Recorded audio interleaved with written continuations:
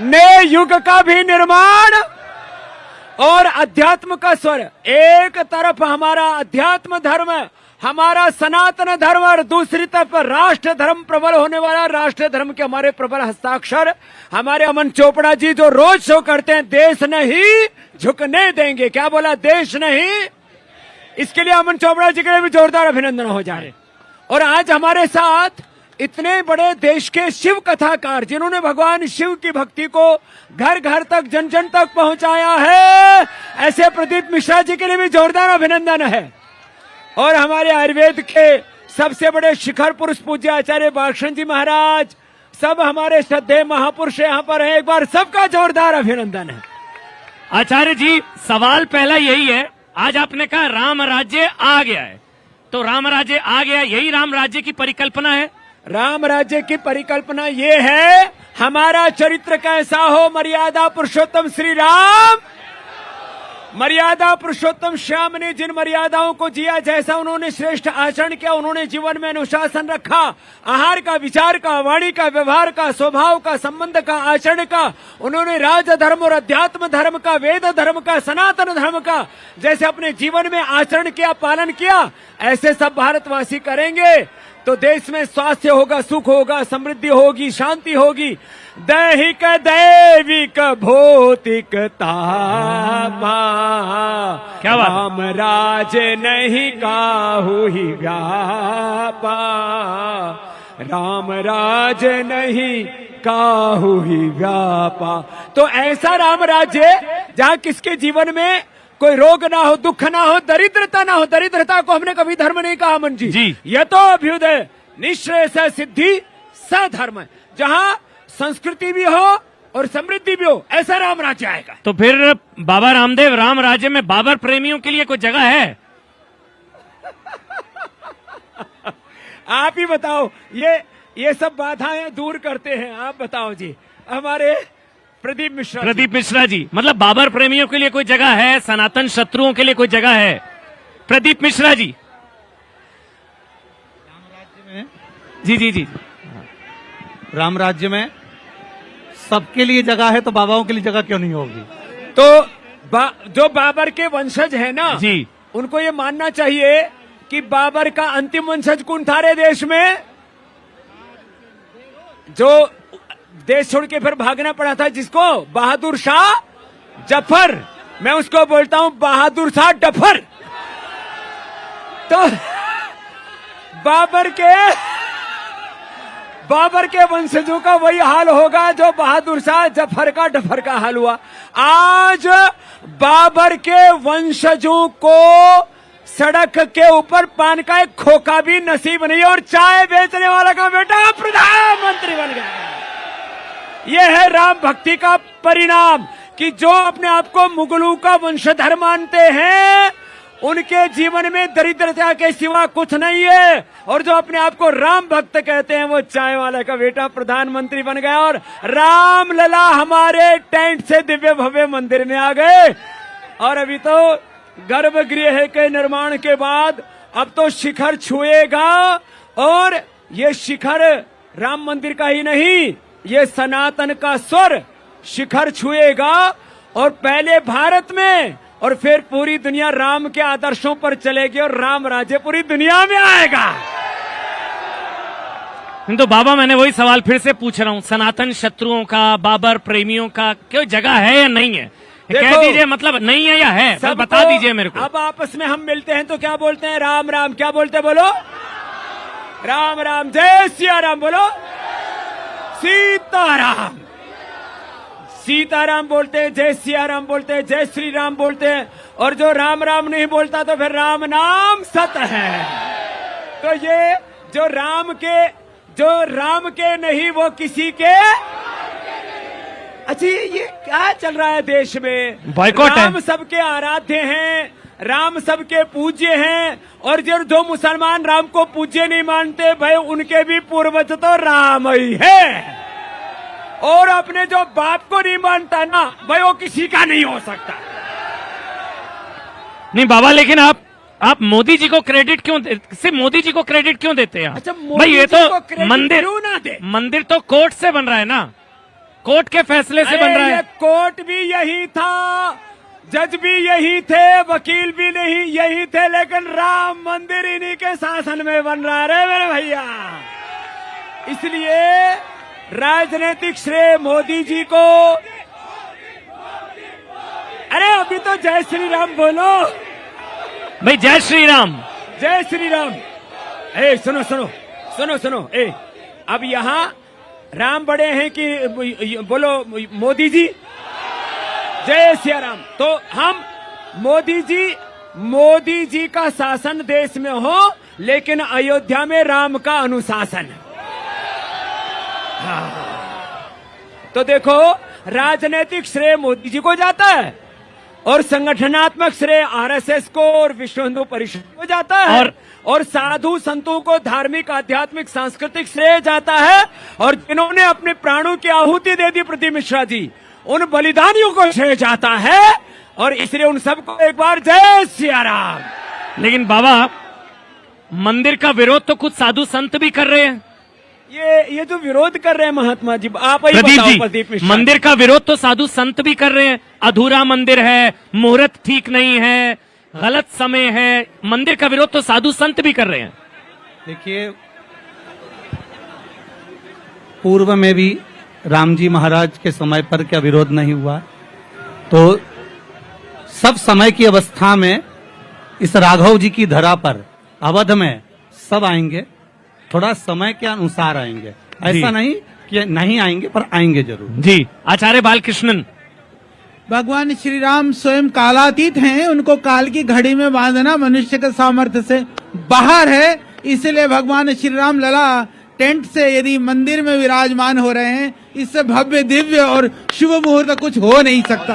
और इसके लिए ये जो लाखों लाखों करोड़ों चेहरों की जो मुस्कुराहट है, वो बता रही है इस शुभ मुहूर्त कुछ हो नहीं सकता। तो बोलिए जोर से जय श्री राम। अच्छा बाबा, एक सवाल है आपसे। आज ये जिस तरह का हम उत्साह, उमंग, उल्लास देख रहे हैं, मतलब क्या आपने कल्पना की कि परमात्मा की प्राण प्रतिष्ठा के लिए ऐसा जश्न होगा एक देश में? प्रभु राम के लिए ऐसा जश्न। यह राम की पैड़ी से लेकर के पूरे अयोध्या से लेकर के पूरा राष्ट्र और पूरा विश्व आज जय सिया राम कर रहा है। कुछ बदल रहा है। ये जो बदलाव है, ये वैचारिक बदलाव है, ये सांस्कृतिक बदलाव है, ये राजनीतिक बदलाव है, ये सामाजिक बदलाव है, ये वैश्विक बदलाव है, और ये बदलाव है राम मंदिर के निर्माण के साथ चरित्र निर्माण और नए राष्ट्र के निर्माण का ये शंखनाद है। इसलिए राम मंदिर मात्र कोई ईंट पत्थर नहीं है, ये राम मंदिर चरित्र निर्माण, राष्ट्र निर्माण और राम राज्य के निर्माण का शंखनाद, उसकी आधारशिला है, और ये राष्ट्र राम के आदर्शों पर चलता रहा है। और एक बात ये बताओ, राम जी का मुहूर्त कौन निकालेंगे साहब? जो राम क्या बात है? सबके काल के निर्धारक है, उसके काल का निर्धारण ये आदमी करेंगे? क्या बात है साहब। और दूसरी बात, अधूरा मंदिर। अरे मंदिर, राम पूरे तो उनका मंदिर भी, उनका गर्भगृह भी, और राम स्वयं शिखर है हमारे सनातन के संस्कृति के। राम हमारे धर्म के शिखर है, रामो विग्रहवान धर्म है। तो राम का शिखर कोई पुरुष बनाएगा? अरे वो तो परम पुरुष है, परात्पर ब्रह्म है। ये राम श्रद्धा भी है, ठीक। राम हमारा कर्म है, आचरण भी है जी। राम हमारी भक्ति है। रमन्ते ज्ञान भक्ति कर्म योगिनः यस्मिन् स रामः। राम जो सब में रम रहे हैं, सबको रमा रहे हैं, सबको क्रीड़ा करा रहे हैं। और जैसे पूज्य आचार्य बालकृष्ण जी ने कहा, राजा कालस्य कारणम, एक तो काल का निर्धारण राजा करता है, दूसरा काल का निर्धारण राम जी करते हैं, हमारे प्रदीप जी जो है महाकाल जी, महाकाल शिव करते हैं काल का निर्धारण। तो जहां राम है वहां शुभ ही शुभ है, मंगल ही मंगल है। बोलो मंगल भवन अमंगल हारी, ओ मंगल भवन अमंगल हारी, द्रवहु सुदशरथ अजिर बिहारी। राम सिया राम सिया राम, जय जय राम, राम सिया राम सिया राम जय जय राम राम सिया राम जय जय। तो राम जी सबका मंगल करते, वहां कोई अमंगल हो सकता है क्या? तो ये जो डरा रहे हैं ना, अरे अशुभ हो जाएगा, जहां राम है वहां कोई शुभ नहीं, ये डर इसलिए रहे हैं, जो डराया जा रहा है कि अब अयोध्या के बाद अगला नंबर फिर मथुरा का लग जाएगा, फिर काशी का लग जाएगा। वो लगना ही चाहिए, लगना चाहिए। क्यों क्यों मिश्रा जी?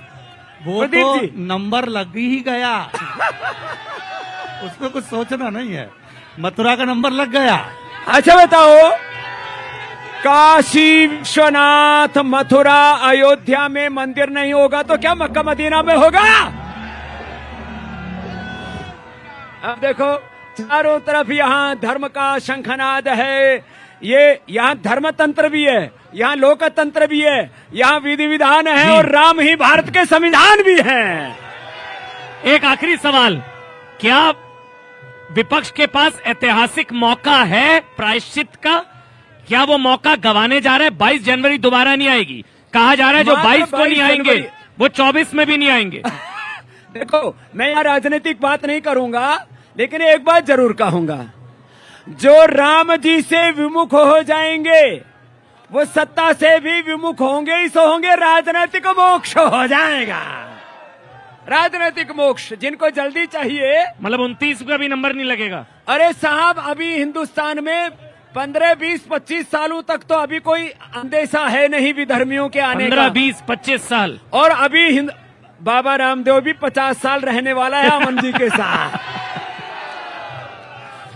तो अमन चैन रहने वाला है जी।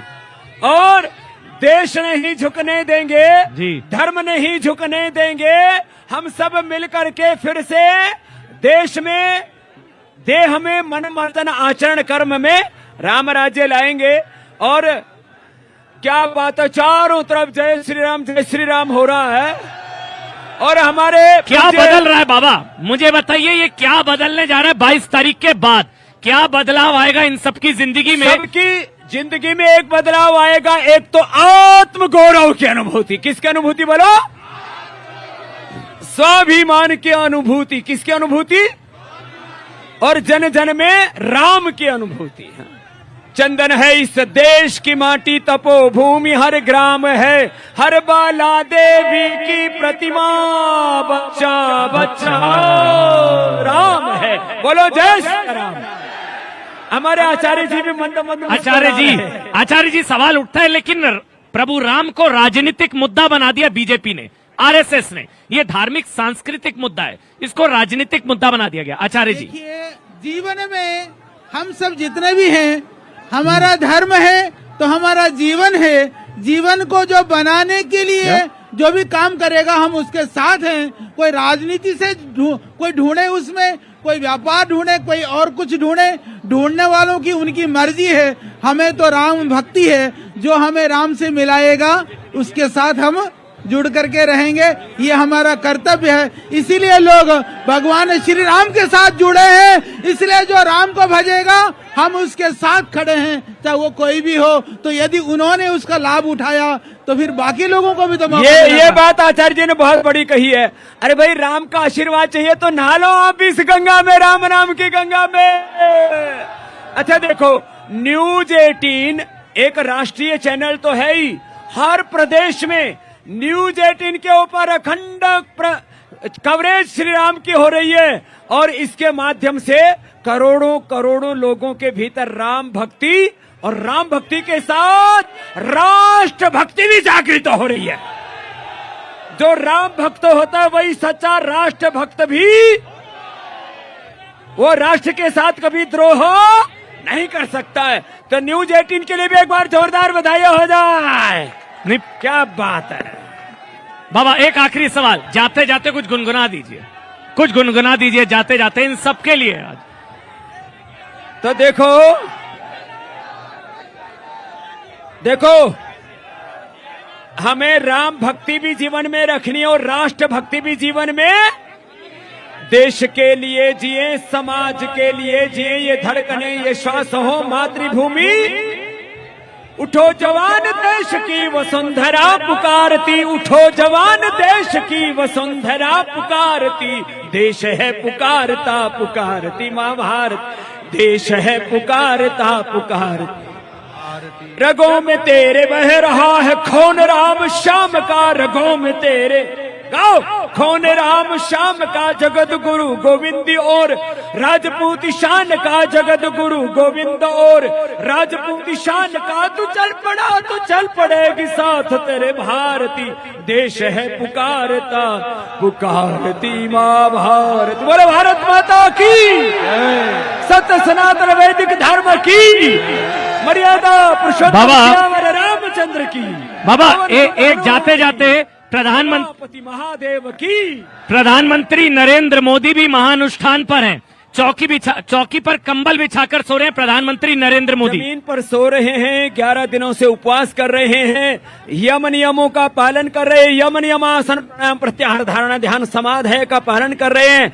ऐसे तपस्वी राजा, हम तो भगवान राम को राजा भी कहते ना, रघुपति राघव राजा राम, पतित पावन सीताराम, रघुपति राघव राजा राम, पतित पावन। अच्छा बाबा, जाते जाते सीताराम। सनातन विरोधियों के लिए कोई ऐसा आसन जिससे उनको बुद्धि आए, उनको कोई ऐसा आसन। उनको अनुलोम विलोम करना चाहिए। हाँ। उनकी बुद्धि शुद्ध हो जाएगी। और जो सनातनी संस्कृति के नाम पर तनातनी कर रहे हैं, वो सनातनी नहीं है। बहुत बहुत धन्यवाद, बहुत बहुत धन्यवाद बाबा।